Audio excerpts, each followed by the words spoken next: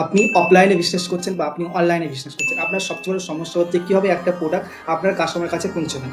অবশ্যই চ্যানেলটা সাবস্ক্রাইব করে বেলটা অন করে নেবেন। আজকে আমরা আলোচনা করব কুরিয়ার কোম্পানি এবং কুরিয়ার এগ্রিগেটরের সম্পর্কে ডিটেলস আলোচনা করব। ঠিক আছে,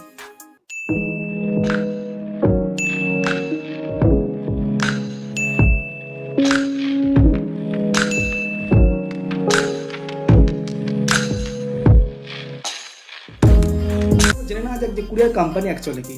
এটা এমন একটা কোম্পানি যে কোম্পানি ফিক্সড রেটে আপনার যে প্রোডাক্টটা সেটা কাস্টমার কাছে পৌঁছে দেবে। ফিক্সড রেটে বলতে মনে করুন আপনার প্রোডাক্টের ওয়েটটা মনে করুন 500, তাই এই কোম্পানি কি করবে, কি আছে আপনার প্রোডাক্টের ওয়েট আপনার জানা দরকার প্রথমত।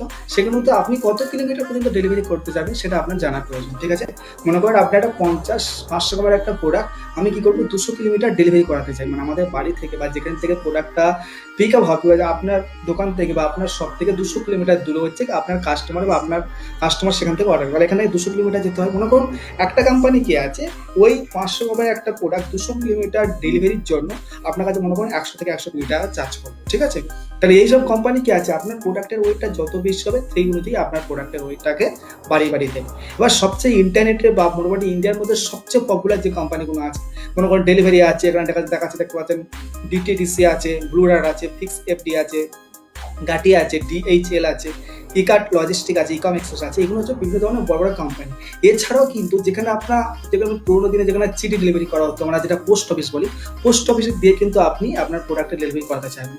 মনে করেন আমি যেটা আপনাকে কিছু উদাহরণ দিলাম যে 500 কমের একটা বিভিন্ন ধরনের যে কোম্পানিগুলো আছে, এই যে বিভিন্ন ধরনের যে কোম্পানিগুলো আছে, 500 কমের একটা প্রোডাক্ট 200 কিলোমিটার ডেলিভারির জন্য মনে করুন আপনাকে 120 টাকা বা 130 টাকা নিতে। ঠিক আছে, ওই একই রকম ওই 500 গ্রামের একটা প্রোডাক্ট 200 কিলোমিটার ডেলিভারির জন্য এই যে ইন্ডিয়া পোস্ট, মানে মনে করুন যে সব পোস্ট অফিস আছে, পোস্ট অফিস থেকে যদি আপনি আপনার কাস্টমার কাছ থেকে ডেলিভারি করাতেন, পোস্ট অফিসের সাহায্যে যদি ডেলিভারি করাতে চান, তাহলে ওই যে 120 টাকাটা কমে কমে কিন্তু আপনার 60-70 টাকায় চলে আসবে, মানে এতটাই কম।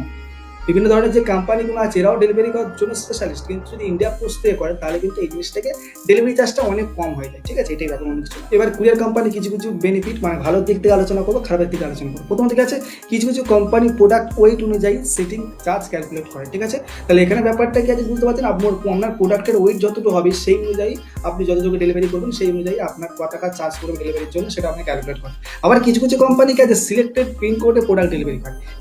মনে করেন কি আছে সিটি অফ জয় কলকাতা, মনে করুন ওয়েস্ট বেঙ্গলের মধ্যে একটা শহর আছে কলকাতা, কলকাতাকে আমরা ধরলাম, কলকাতা মনে করুন 50টা পিনকোডের আন্ডারে আছে, মানে 50টা পিনকোড ধরে কলকাতা হচ্ছে সিটিটা তৈরি। ঠিক আছে, এবার বিভিন্ন ধরনের কুরিয়ার কোম্পানি কি আছে এই 50টা পিনকোডের মধ্যে 45টা পিনকোডে ডেলিভারি করে, অনেকে 40টা পিনকোডে ডেলিভারি করে, আর 10টা পিনকোডে ডেলিভারি করে না, কিন্তু অনেক কোম্পানি ক্ষেত্রে সব পিনকোডে ডেলিভারি করে। ঠিক আছে, এই একটা বিভিন্ন ধরনের কোম্পানি বিভিন্ন ধরনের কম বেশি একটা খারাপ ভালো একটা ইয়ে আছে। ঠিক আছে, 3 নম্বর হচ্ছে কি আছে এছাড়া বিভিন্ন ধরনের কোম্পানি কি আছে প্রিপেড অর্ডার ছাড়াও ক্যাশ অন ডেলিভারি অর্ডার করে। প্রিপেড অর্ডার মানে বুঝতে পারছেন কাস্টমার অনলাইন করতে দিচ্ছে, মানে অনলাইন পেমেন্ট অর্ডার, ওরা প্রিপেড অর্ডারকে বলে। ক্যাশ অন ডেলিভারি মানে কাস্টমার হাতে যখন প্রোডাক্টটা পৌঁছবে তখন কাস্টমার কুরিয়ার বয়কে পেমেন্ট করে। তো এই যে প্রিপেড অর্ডারগুলো, মানে যেসব কাস্টমার 20 বা কোম্পানি, মানে 90% কোম্পানি কি আছে এই প্রিপেড অর্ডারের উপর কাজ করে।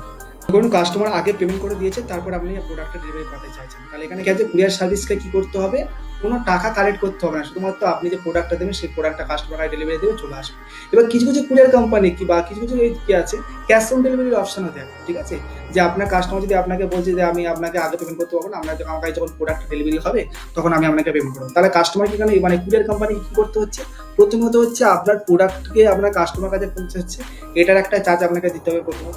সেকেন্ডত হচ্ছে কাস্টমার কাছ থেকে যে টাকাটা এনে আপনার কাছে সে দিচ্ছে, এটা কিন্তু একটা ছোট মতো চার্জ তাকে দিতে হবে। ঠিক আছে, খুব কম, খুব সামান্য চার্জ। মনে করেন একটা 500 টাকা যদি আপনার প্রোডাক্ট হয়, মনে করেন ক্যাশ অন ডেলিভারির মাধ্যমে বা 500 টাকা বা 1000 টাকার একটা প্রোডাক্ট, 1000 টাকার একটা প্রোডাক্টের মধ্যে মনে করুন 25 টাকা বা 30 টাকা যে কুরিয়ার কোম্পানিকে দিতে হয় আলাদা হবে, যেহেতু সে টাকাটা কালেক্ট করে আপনার কাছে এনে দিচ্ছে। প্রোডাক্টের জন্য তো আপনি প্রোডাক্ট ডেলিভারি করার জন্য এক্সট্রা টাকা তো আপনি কুরিয়ার কোম্পানিকে দেবেন, তাছাড়া কিন্তু টাকার জন্য বা ক্যাশ অন ডেলিভারি অফারের জন্য কিন্তু আপনাকে এক্সট্রা টাকা দিতে হয়।